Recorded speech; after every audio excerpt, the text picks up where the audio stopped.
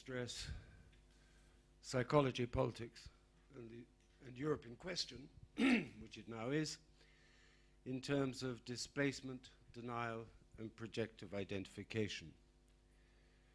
Now, I didn't do a PowerPoint for various reasons, including the fact that at least two of the figures I want to present would just be too small to be understood. But what I'm submitting is that the design faults of the euro were deeper rooted, not only in terms of economics, on which people are fluent, but in a model of supranational decision-making by which a majority of member states could impose decisions on others. But the presentation also delves deeper in maintaining that for the first time since World War II, the Eurozone crisis enabled Germany to displace a darker past, to project herself to the rest of Europe as a model of economic, social, and political virtue, and also achieve a hegemony in Europe that former German chancellors such as Konrad Adenauer, Willy Brandt, Helmut Schmidt, and Helmut Kohl did not want. Jung, in terms of my main theme, Jung, Melanie Klein,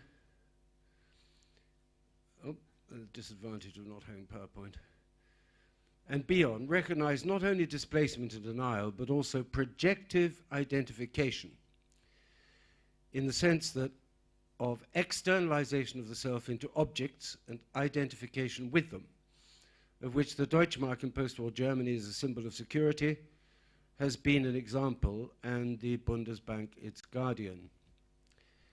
Displacement and projective identification also has been integral to Germany's role in the Eurozone crisis and her increasing hegemony, since it has enabled her to displace the legacy of a darker past as a strong economy when others are weak and gaining from the euro when they lose.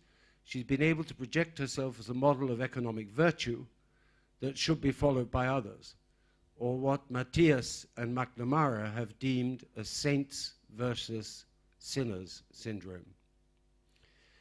This has been confounded by Gestalt, in the sense of the duck rabbit image of Jastrow and Wittgenstein. The fact of the figure does not change. How we see it can. As significantly, it differs from whether one sees it from the right or from the left. From the right, it may more clearly be seen as a rabbit, from the left, more clearly as a duck, but not both at the same time, as with right and left perspectives on what to do about Europe, which is compounded also by the German and Dutch for debt, Schuld, also meaning guilt, whereas the inverse of debt is credit, reflecting the different values of belief and trust, as in the credo of the creed. This compounded also by Max Weber, who in his Protestant ethic wrongly claimed that it was this, the Protestant ethic, that gave rise to capitalism, whereas the rise of capitalism depended on credit, which was not first invented on the Rhine, but by the Knights Templar, a French order, and by the Medici and the Venetians. In each case, their credit implied bonds, as in the Euro bonds that I recommended to Delors and the European Council of Heads of State and Government endorsed in December 1993. Angela Merkel in 2012 said that these would be introduced over her dead body, on the presumption that they would need to be guaranteed or even serviced by German taxpayers, thereby displacing that the European Investment Bank bonds never have needed national guarantees nor fiscal transfers between member states, and that the European Investment Bank, in terms of its lending, is already nearly 4 times as large as the World Bank.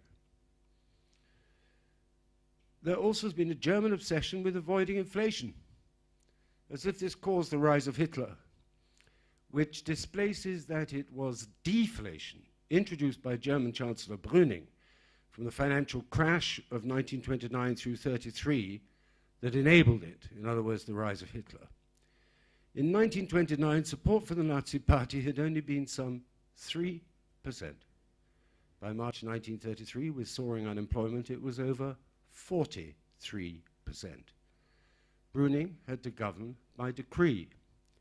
The parallels with the collapse of Greek GDP under the deflationary demands and decrees of the Troika are striking.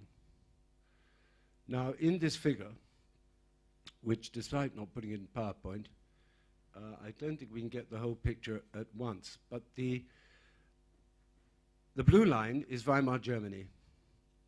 The red line is what has happened to Greece in terms of GDP. I'm very happy for these slides to be made available, but for the wider figure, these are in 2 books that I've recently published.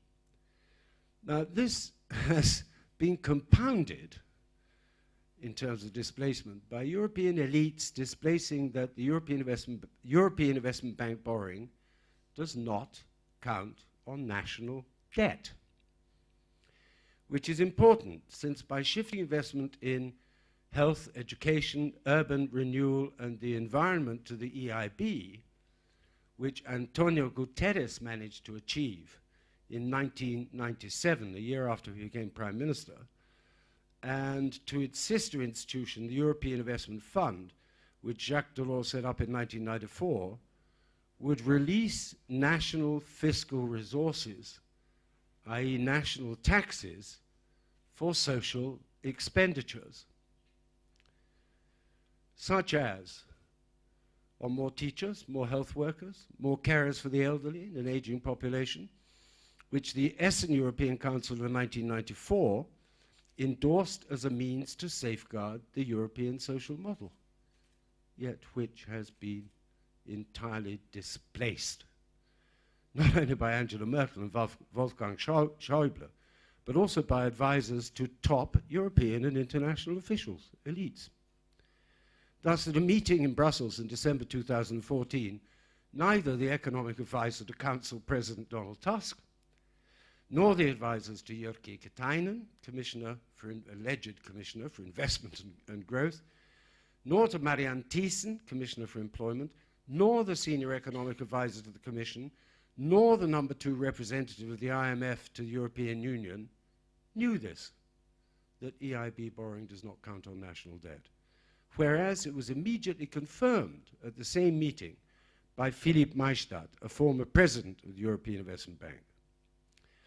By contrast, both trade unions and employers' representative on the Economic and Social Committee of the Union, that is not a subcommittee of the Commission, endorsed this in 2012 in a report on restarting growth. As in the case summarized in the following figure, which is the rationale for a European New Deal, in which EU bonds need not count, the bonds recommended by Delors in 1933 and endorsed by the European Council, need not count on the debt of member states any more than US Treasury bonds, which do not count on the debt of California or Delaware. As in the case, but with the added value, potential added value for Europe, that unlike the US, this does not imply EU bonds in European Investment Bank Group do not imply the need for fiscal transfers between or national guarantees by member states, nor therefore the fiscal federalism and ever closer union which increasingly is being rejected in the EU, as in Brexit. Now, I don't know how much you can see of this figure. Putting it very simply, you have European national debt on the left. In some member states, it's of course quite high. I've argued for excess national debt reduction, national debt stabilization plus a New Deal social-led recovery, EIF bonds, European Investment Fund bonds, the bonds I designed for Delors and which exists, though Juncker and company have completely displaced that. They've invented an entirely new fund for allegedly strategic investments. They didn't even check its statutes. They looked it up on the web. I mean, are we paying these people high tax-free salaries in order to be so uninformed. Joint EIB-EIF bonds, I'll go into that later if you want, not counting on national debt, promote a European recovery program. There then are public investment, employment income, and fiscal multipliers. The investment multipliers in the European Investment Bank average between 2.5 and 3%. Therefore, let's make the arithmetic very simple. If you have a 300 billion bond-funded European recovery, as Juncker made a commitment to the European Parliament, of which I'll touch, the multiplier can be 900 billions. That's as much as was the case with Marshall Aid.